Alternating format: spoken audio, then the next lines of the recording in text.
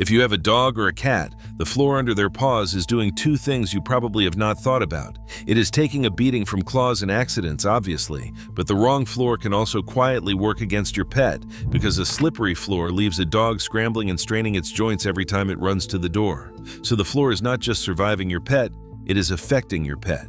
This week I ranked the 5 most common floors for homes with dogs and cats, worst to best, on the 3 things that actually matter: claws, accidents, and grip.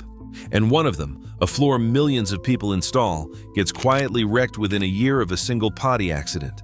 Stay to the end, because the winner handles all 3, does not cost a fortune, and is probably not the one your installer will push. Quick ground rule before the ranking: a pet floor gets judged on 3 threats, and almost nobody weighs all 3. 1. Claws, the scratching from nails and zoomies. 2. Accidents, urine and vomit, and the water that comes with a pet. And 3, and this is the one people miss, grip, whether your dog can actually stand and run without sliding, because a floor that is too slick is hard on their joints. Think about how a dog moves. It does not walk politely. It launches off its back legs to chase the doorbell. On a slick floor, those legs slide out from under it a dozen times a day, and every one of those little slips is a small strain. You pick the floor for how it looks to you. Your dog lives on it with 4 paws and no shoes. Hold those 3 in your head: claws, accidents, grip. Every floor we rank wins some and loses others. Let's count them down, worst to best. Number 5, the worst floor for pets: carpet.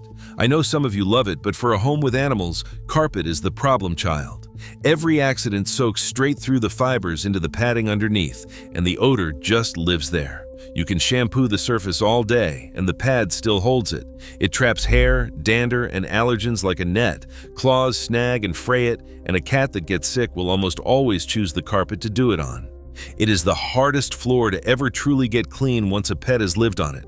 Carpet belongs in a bedroom at most. In the main living space with animals, it is a slow-motion mistake.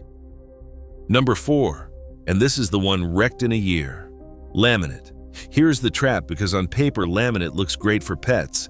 That hard printed surface actually resists claw scratches really well, better than a lot of people expect. So you buy it thinking you are covered. Then comes the accident. Laminate is only water resistant on the surface, not waterproof, and underneath that pretty picture is a fiberboard core that behaves like a sponge. One puppy accident that sits while you are at work. Urine wicks into the seams, the core swells, the edges lift, and it does not go back.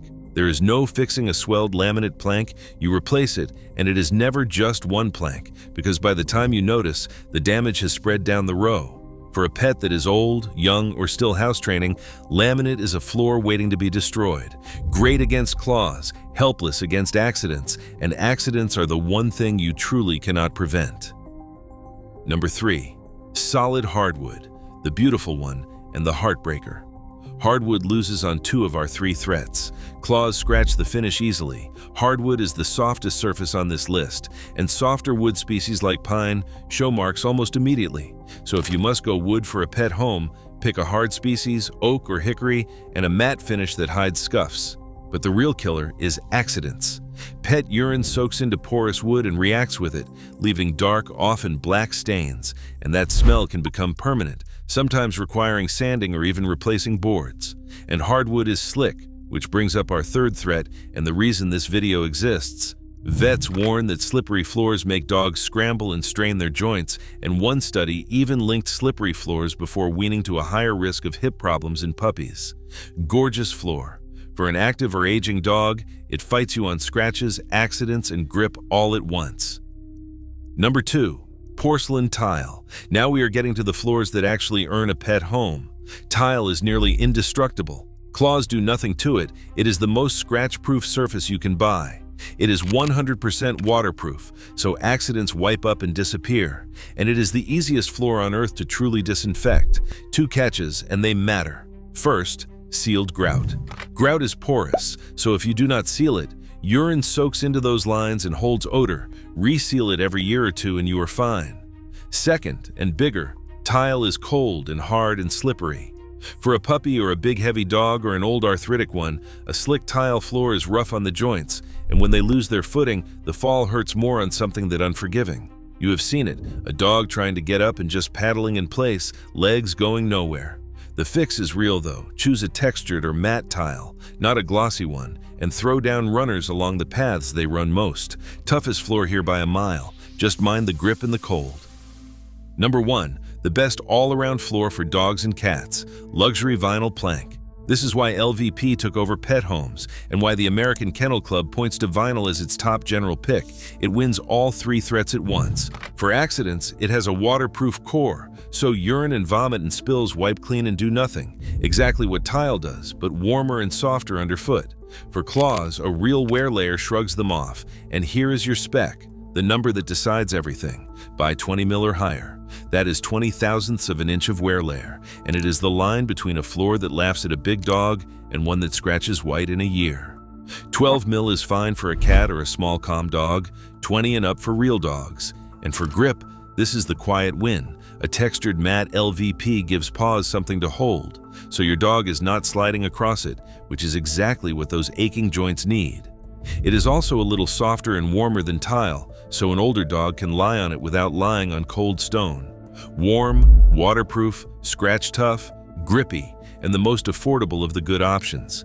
It is not the fanciest floor in the room. It is the one your dog will actually thrive on, and your wallet survives too. One note on cats, because they play a different game. Cats are far easier on floors than dogs. Their claws go after the couch and the scratching post, not the floor, so scratch resistance matters less. Your cat concerns are litter tracking, which sweeps right off tile or vinyl, and the classic 3 in the morning hairball, which you will be very glad landed on a waterproof floor and not carpet. For cats, almost any hard floor is fine. It is dogs that stress test a floor. So here is the pet floor test. 3 questions before you spend $1. 1. Is it waterproof? Because accidents are not an if with an animal, they are a when. And that rules out laminate and bare hardwood on the spot. 2. What is the wear layer? 20 mil or better for a dog, and never trust a floor that will not tell you the number. 3.